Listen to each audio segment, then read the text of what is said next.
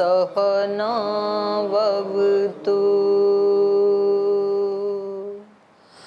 सहनौ भुनक्तु सह वीर्यङ्करवावहै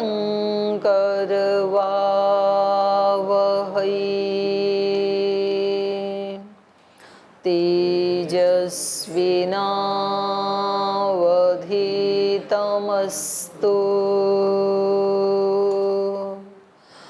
मा विद्विषावहै।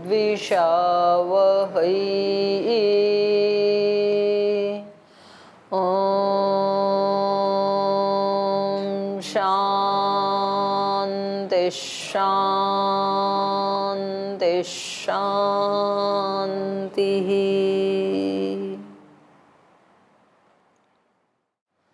वेदांत दर्शन के द्वितीय अध्याय का तृतीय पाद पढ़ रहे हैं और यहाँ पाद की शुरुआत हुई है। ये जो भूत हैं इनकी उत्पत्ति और लय इस विषय को लेकर के, क्योंकि हमने योग दर्शन में भी देखा जो अविद्या का जो स्वरूप बताया है, तो उसमें ये भी एक बात आई कि हम अविद्या के कारण ये जो पंचभूत हैं, पृथ्वी जल वायु आदि अग्नि आदि, इनको हम नित्य मान लेते हैं, तो ये नष्ट होने वाले हैं। और ये एक बहुत बड़ी धारणा है, बहुत ज़्यादा लोगों की ये धारणा है कि ये मनुष्य, हम मनुष्य या दूसरे प्राणी तो आते जाते रहते हैं, मरते रहते हैं, लेकिन ये चांद तारे पृथ्वी ये सब नित्य ही रहते हैं, हमेशा रहते हैं। ये तो ये एक बहुत बड़ा अज्ञान है। तो ये भी उत्पन्न होने वाले हैं या ये नहीं उत्पन्न होने वाले, ये प्रसंग यहाँ पे चल रहा है। तो क्योंकि कई जगह जो सृष्टि क्रम है या सृष्टि की उत्पत्ति का जो प्रकरण है, तो उसमें सबसे पहले नंबर आता है आकाश का ही। सबसे पहले आकाश की उत्पत्ति हुई, फिर उसके बाद आकाशात वायु, वायु से फिर अग्नि, अग्नि से फिर जल, जल से फिर पृथ्वी, ऐसा क्रम आता है। तो यहाँ पर इसलिए सबसे पहले आकाश को लेकर के ही चर्चा चलाई कि आकाश की उत्पत्ति होती है, नहीं होती है। तो पूर्व पक्षी ने कहा कि नहीं होती है, न वियत अश्रुते है। तो इन्होंने कहा कि नहीं, श्रुति तो है। तो कहा कि वो श्रुति तो गौण है। श्रुति में जो कहा ना, तस्माद् वा एतस्माद् आत्मन आकाश संभूत है, तो सीधा सीधा ही संभूत कहा है। संभूत का मतलब उत्पन्न होना। तो बोले नहीं, वो संभूत शब्द तो गौण है। और कहा कि शब्दाच्य, शब्द प्रमाण से भी वो उत्पत्ति गौण मानी जाती है। शब्द प्रमाण क्या दिया इन्होंने, वायुश्च अंतरिक्षम च एतद अमृतम, ये प्रमाण दिया कि देखो इनको तो अमर कहा है, नित्य कहा है। तो अंतरिक्ष से यहाँ आकाश ले लिया इन्होंने, और जो अमर है वो तो उत्पन्न हो ही नहीं सकता, जो नित्य है वो उत्पन्न हो ही नहीं सकता। तो ये शब्द प्रमाण से भी पता चल रहा है। तो फिर इन्होंने कहा कि, और एक और बात कही, इन्होंने पूछा कि भाई ये एक में दो अर्थ कैसे हो सकते हैं। आकाशस्य उत्पत्ति गौणत्वे अन्यो हेतु पूर्व पक्षतया प्रदीयते। आकाश की जो उत्पत्ति बताई है वो गौण रूप से बताई है, उसका एक और हेतु ये पूर्व पक्ष की तरफ से दिया जा रहा है। स्याच्च एकस्य ब्रह्म शब्दवत, यदि आप यूं कहो कि भाई एक ही विषय में मुख्य और गौण ये दो कैसे हो सकते हैं। एक शब्द प्रमाण कह रहा है आकाश संभूत, और दूसरा शब्द प्रमाण कह रहा है अमृतम। तो एक ही आकाश के विषय में ये दो प्रकार का शब्द प्रमाण कैसे हो सकता है। एक उत्पत्ति धर्म वाला बता रहा है और एक नित्य बता रहा है। तो बोले हो जाते हैं, एक के बारे में भी दो प्रकार का शब्द प्रमाण हो जाता है। क्यों होता है दो का, एक तो मुख्य अर्थ होता है और एक गौण अर्थ होता है। तो बोले जैसे देखो कि ब्रह्म के बारे में यथा ही ब्रह्म शब्द, तो कहा तपसा ब्रह्म विजिज्ञासस्व तपो ब्रह्मेति। तो पहला ब्रह्म शब्द क्या है, मुख्य अर्थ को लिए हुए है। दूसरा ब्रह्म अर्थ गौण अर्थ को लिए हुए, तो हो जाता है एक में भी मुख्य और गौण। तो इसलिए जो आपने उदाहरण दिया है श्रुति का, वो तो गौण कथन है, संभूत है तो। और ये जो हम कह रहे हैं अंतरिक्षम चेतद अमृतम, ये मुख्य अर्थ है। यद्यपि यहाँ आकाश शब्द है नहीं, लेकिन पूर्व पक्षी अंतरिक्ष को ही आकाश मान करके ये प्रमाण दे रहा है। तो ये इन्होंने 4 सूत्रों के माध्यम से खंडन कर दिया आकाश की उत्पत्ति का। और कहीं अगर आपको शब्द प्रमाण मिल रहा है आकाश की उत्पत्ति का, तो वो गौण कथन है, ये पूर्व पक्षी का कहना था। अथ सर्वम समाधत्ते, तो अब इस सब का समाधान कर रहे हैं। प्रतिज्ञा हानि निर्व्यतिरेकात् शब्देभ्यः, कह रहे हैं प्रतिज्ञा अहानि है जी, क्या? हाँ, नहीं मैं क्योंकि उसमें पढ़ रही थी ना इस अलग करके, इसलिए प्रतिज्ञा अहानि, प्रतिज्ञा की भी हानि नहीं होगी। कब? अव्यतिरेकात, अव्यतिरेकात मतलब अभिन्न अर्थ वाला होने से। अभिन्न अर्थ मतलब एक ही अर्थ वाला होने से। भाई आप कहीं संभूत शब्द को गौण अर्थ वाला मान रहे हैं, कहीं संभूत शब्द को मुख्य अर्थ वाला मान रहे हैं, तो कह रहे हैं कि अगर ऐसे मानेंगे ना, तो जो प्रतिज्ञाएं की हैं, प्रतिज्ञा मतलब शब्द प्रमाण, तो जो शब्द प्रमाण है उसकी हानि हो जाएगी ना। हानि कैसे हो जाएगी? अब जैसे ये ऊपर वाला ही था, तस्माद् वा एतस्माद् आत्मनः आकाश संभूत, आकाशात वायु संभूतः, फिर ये सारा जो है ना, तो अब आपको वहां बताना पड़ेगा कि भाई ये जो संभूत शब्द है ये आकाश के लिए तो गौण अर्थ में प्रयोग किया है और बाकी 4 के लिए मुख्य अर्थ में किया है। तो आप शास्त्र में कहाँ कहाँ इतने करेक्शन लगाओगे? और यदि तो आप इसको एक अर्थ वाला ही ले लेते हैं तो किसी भी प्रतिज्ञा की हानि नहीं होती है, जितना भी शब्द प्रमाण है वो सारा सिद्ध हो जाता है, ये इनका कहना है। प्रतिज्ञा अहानि, प्रतिज्ञा की रक्षा हो जाएगी, अहानि हो जाएगी। कब? अव्यतिरेकात् शब्देभ्यः, एक ही अर्थ वाला शब्द मान लेंगे यदि आप। संभूतः का अर्थ केवल उत्पन्न होने वाला, ये ही एक मुख्य अर्थ ही मानेंगे, तो कहीं भी हमें कुछ भी चेंज नहीं करना पड़ेगा। और यदि आप कहीं इसका अर्थ गौण मानेंगे, कहीं मुख्य मानेंगे, तो फिर सारी हानि हो जाएगी।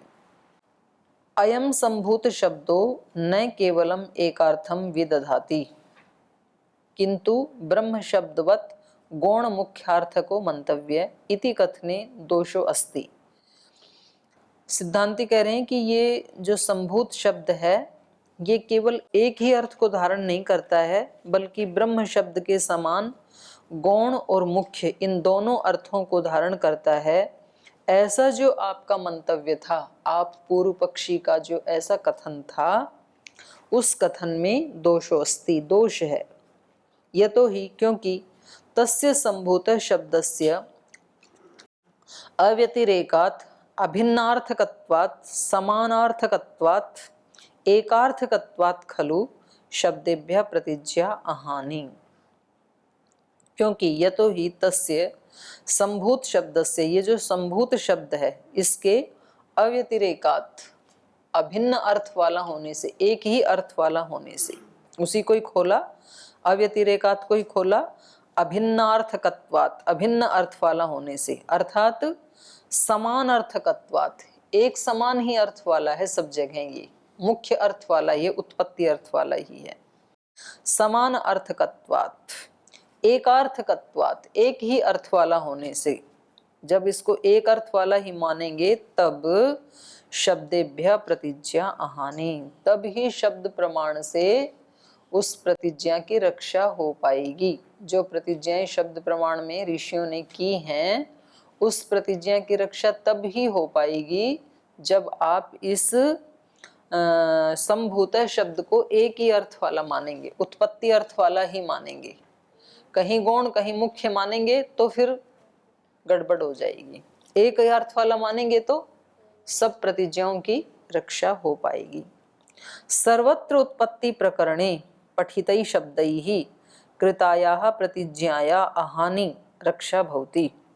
जब एक ही अर्थ वाला मानेंगे तो सर्वत्र उत्पत्ति प्रकरणे पठितै शब्दै, सब जगह उत्पत्ति प्रकरण में पढ़े हुए जो शब्द हैं और उन शब्दों से की हुई जो प्रतिज्ञा है, कृतायाः प्रतिज्ञाया, ऋषियों के द्वारा की हुई उन प्रतिज्ञा की अहानि रक्षा भवती, तभी उसकी रक्षा हो पाएगी। जैसे उदाहरण दे रहे हैं, तद यथा यतो वा इमानि भूतानि जायन्ते, तो ये जो तैत्तिरीय उपनिषद का अर्थ है, यतो वा इमानि भूतानि जायन्ते, तो यहाँ भूतानि शब्द किसके लिए है? पांचों भूतों के लिए है। और जायन्ते जो बहुवचन है तो उसमें आकाश भी आ जाता है। तो अब आपको क्या करना पड़ेगा? अब आप यूं कहोगे कि यहाँ पर जायन्ते शब्द जो है वो आकाश के लिए तो गौण अर्थ वाला है और बाकी चार के लिए मुख्य अर्थ वाला है। तो ये बात बनेगी नहीं ना। आप तो इस प्रतिज्ञा को ही तोड़ फोड़ डालोगे, क्योंकि प्रतिज्ञा में ऐसा कोई इंगित तो किया नहीं गया है। तो इसकी रक्षा, इस प्रतिज्ञा की रक्षा, इस शब्द प्रमाण की रक्षा कब होगी? जब आप जायन्ते को पांचों के साथ जोड़ेंगे और मुख्य अर्थ वाला उत्पत्ति धर्म वाला ही मानेंगे, तो उसमें फिर पांचों भूत सम्मिलित हो जाएंगे, उसमें आकाश भी सम्मिलित है। तो इसका मतलब आकाश की भी उत्पत्ति होती है, क्योंकि पूर्व पक्षी का कहना क्या था? आकाश की उत्पत्ति नहीं होती है। तो ये कह रहे हैं शब्द प्रमाण से पता लग रहा है। पंचभूतेषु प्रसिद्ध आकाश है, क्योंकि यहाँ पर इन्होंने कहा ना भूतानि जायन्ते, तो भूतानि का मतलब पंचभूत, और पांच भूतों में आकाश भी एक भूत है, तो ये प्रसिद्ध ही है। तस्माद एतस्माद आत्मनः आकाश संभूत, और वहां पर ही ये भी प्रतिज्ञा, ये भी शब्द प्रमाण है।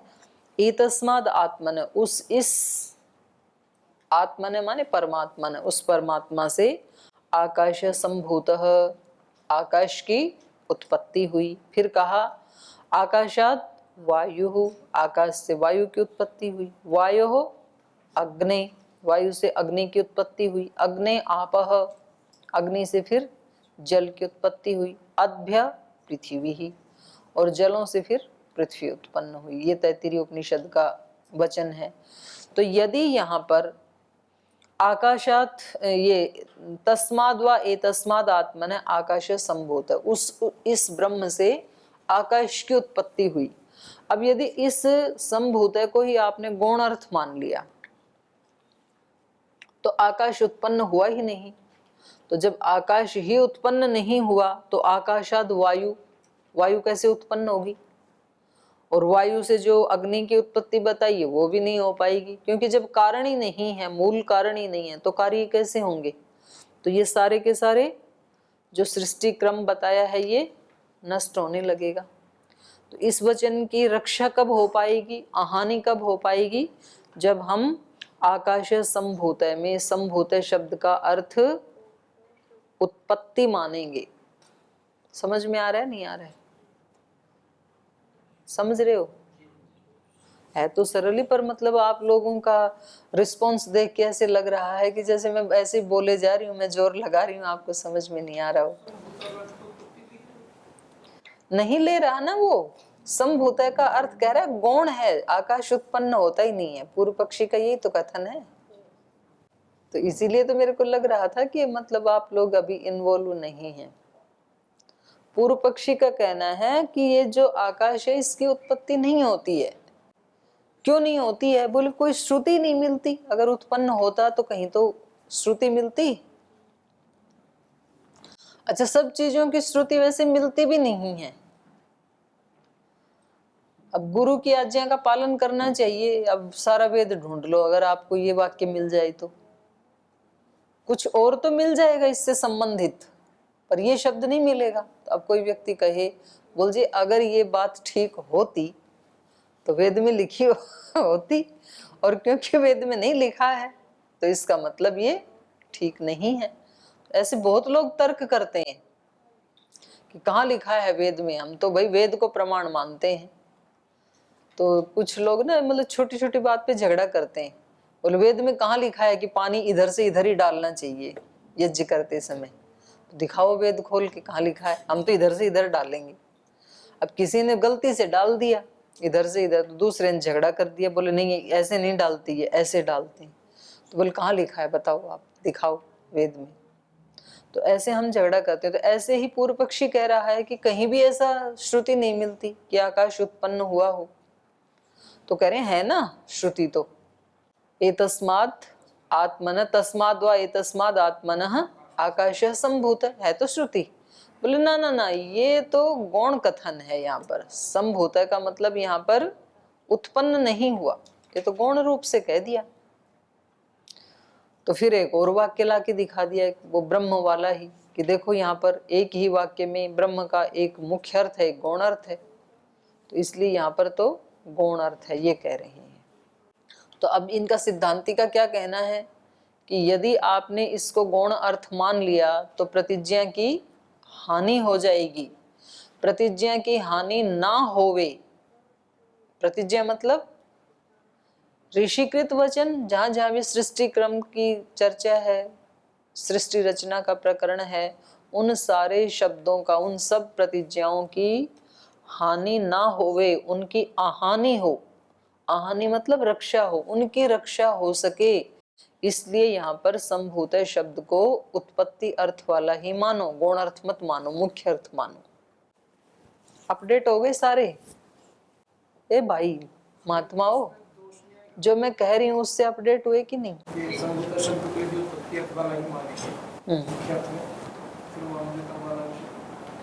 वहां तो आकाश शब्द है ही नहीं, अंतरिक्ष है वहां पर। तो वो तो ऐसे ही मतलब अंतरिक्ष का आकाश अर्थ करके ना उसको घटा रहे थे।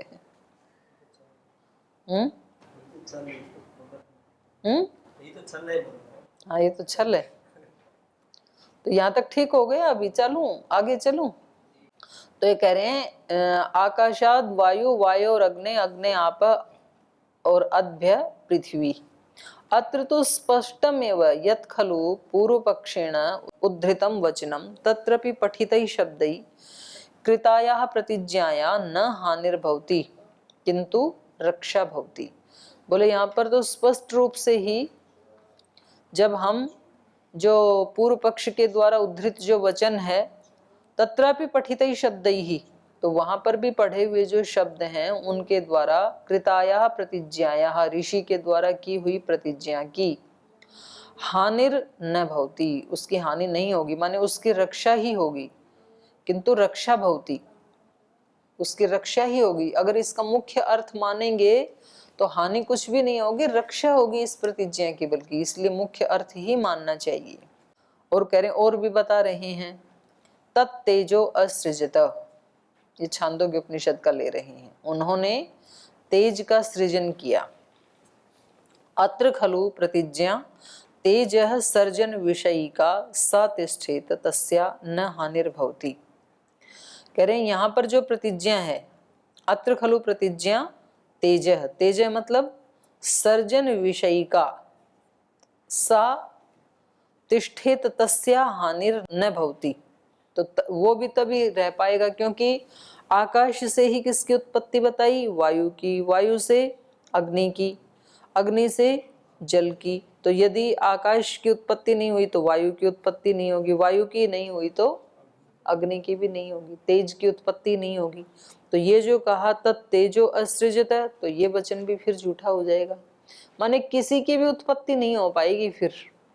तो जहां जहां उत्पत्ति के वाक्य कहे हैं उन सब की हानि होने लगेगी। एषा श्रुतिस्तु मूर्तिमत सृष्टि प्रकाशन परा, व्यक्त सृष्टि प्रकाशन परा, न अनया अमूर्त सृष्टि निषिध्यते। यथा कुंभकारो घटम सृजति किंतु घट सर्जनात् पूर्वं मृत्तिकां चूर्णीकरोति तस्यां जलं प्रक्षिप्य मृदुपिंडम अपि तो निर्माति, न घट रचन कथनेन मूर्ति मृत्तिकाया चूर्णीकरणस्य मृदुपिंडीकरणस्य च निषेध सिद्ध्यति, तद्वत् अत्रपि विज्ञेयम्। तो कह रहे हैं ये जो श्रुति है, एषा श्रुतिस्तु मूर्तिमत सृष्टि प्रकाशन परा, ये जो ऊपर की जो श्रुति है वो किसको अभिव्यक्त कर रही है? सर्जन विषय का, जो ये सगुण साकार रूप है ना सृष्टि का, माने 5 भूतों का जो साकार रूप है उसकी अभिव्यक्ति कर रही है ये श्रुति। अब कोई कहे तत्तेजो असृजत, बोले जी उन्होंने तो सीधा तेज का सृजन किया, तो यहाँ पर आकाश का और वायु का इनका तो वर्णन है ही नहीं, तीसरे नंबर पे आते हैं ना तेज तो। और बोले श्रुति क्या कह रही है? सीधा तेज को ही उत्पन्न किया उसने, तो कहाँ यहाँ पर आकाश की और वायु की उत्पत्ति हुई? हुई नहीं। तो कह रहे हैं कि यहाँ पर ऐसा श्रुतिस्तु, ये श्रुति किसके बारे में वर्णन कर रही है? मूर्तिमत सृष्टि प्रकाशन परा, क्योंकि अग्नि का या तेज का गुण क्या है? रूप। रूप की अभिव्यक्ति किससे होती है? तेज से। तो जो रूप सगुण साकार रूप है उस उत्पत्ति के लिए ये श्रुति कही गई है। ततः तेजो असृजत, उसने तेज का सृजन किया। तेज का सृजन किया माने मूर्तिमान द्रव्यों का सृजन किया। मूर्तिमत सृष्टि प्रकाशन परा, व्यक्त सृष्टि प्रकाशन परा। मूर्तिमत का मतलब क्या है? व्यक्त सृष्टि जो अभिव्यक्त हो रही है, इस सृष्टि का प्रकाशन परक है ये श्रुति, जिसने कहा तत्तेजो असृजत। तो व्यक्त सृष्टि प्रकाशन परा न अनया अमूर्त सृष्टि निषिध्यते, इसके द्वारा जो अमूर्त सृष्टि है, अमूर्त सृष्टि कौन सी? आकाश और वायु। वायु दिखती नहीं है, आकाश भी दिखता नहीं है, तो उसका प्रतिषेध नहीं किया जा रहा है कि भाई यहाँ पर तेज से पहले आकाश की उत्पत्ति नहीं हुई और वायु की उत्पत्ति भी नहीं हुई, सीधी तेज की ही उत्पत्ति हुई, ऐसा नहीं कहा जा रहा है। यहाँ पर कहा तो जा रहा है यहाँ पर, लेकिन यहाँ पर जो मूर्त सृष्टि है उसके बारे में कथन है, ये तो उसका निषेध नहीं है पहले वाले का। न अनया अमूर्त सृष्टिर निषिध्यते यथा कुंभकारो घटम सृजति, जैसे कोई व्यक्ति कह रहा है कि कुम्हार घड़ा बना रहा है, घटम सृजति, तो कोई व्यक्ति कहे कि भाई घड़ा सीधे थोड़ी बना रहा है, उससे पहले मिट्टी का भी चूर्ण किया होगा, मृतपिंड भी बनाया होगा। तो जो व्यक्ति ये कह रहा है घटम सृजति, वो उस पीछे वाले का निषेध नहीं कर रहा है, पर उसके कहने की विवक्षा नहीं है पीछे की तो बातें, मूर्त को ही वो कहना चाह रहा है। तो यहाँ पर कह रहे हैं यथा कुंभकारो घटम सृजति, किंतु घट सर्जनात् पूर्वम, घट के सृजन से पहले, मृत्तिकाम चूर्णी करोति, पहले मिट्टी को चूर्ण बनाता है वो व्यक्ति, तस्याम जलम प्रक्षिप्य, और उस चूर्ण में जल डाल करके, मृदु पिंडम अपितु निर्माति, मिट्टी का पिंड भी तो बनाता है। तो आप सीधा कह रहे हैं कि घटम सृजति, तो पीछे की चीज तो आपने कही नहीं, चूर्ण भी बनाता है, उसमें जल भी मिलाता है, पिंड भी बनाता है।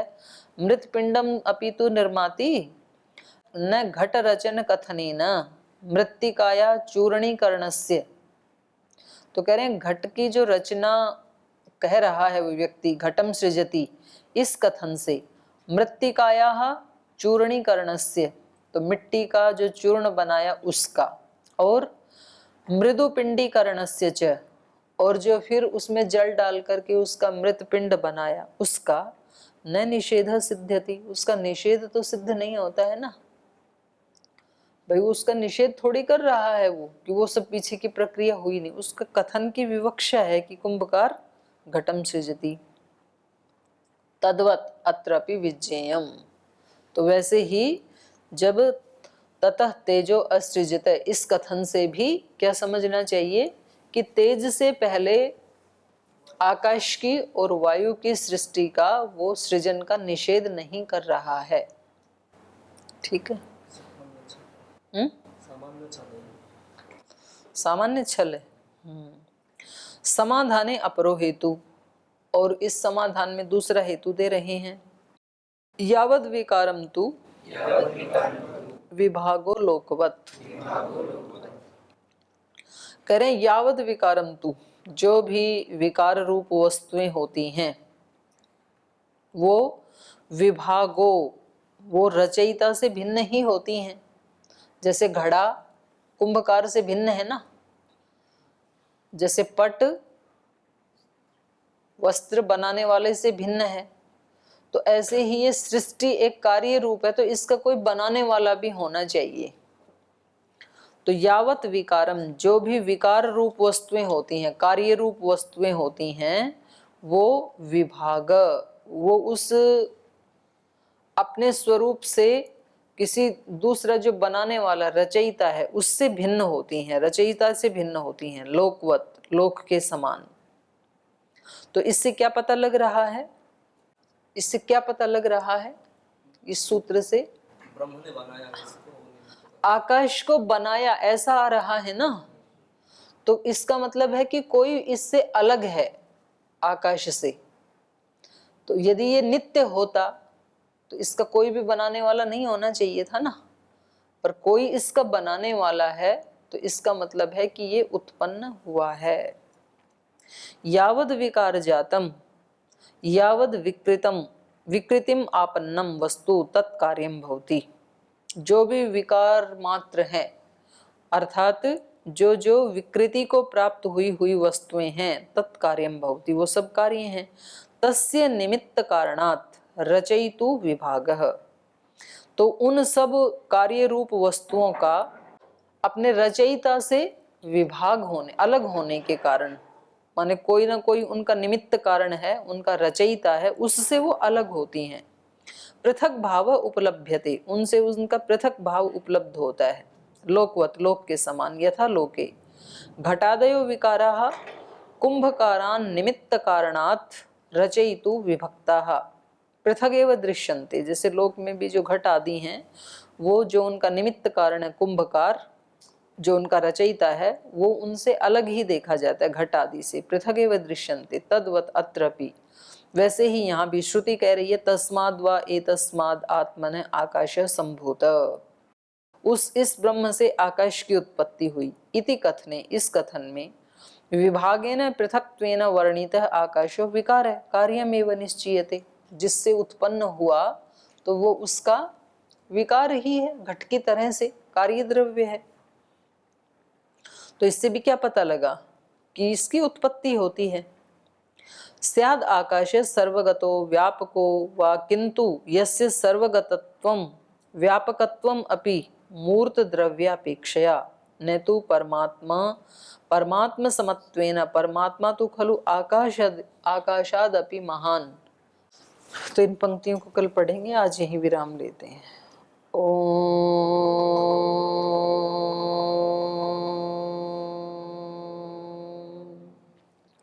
शांति शांति शांति।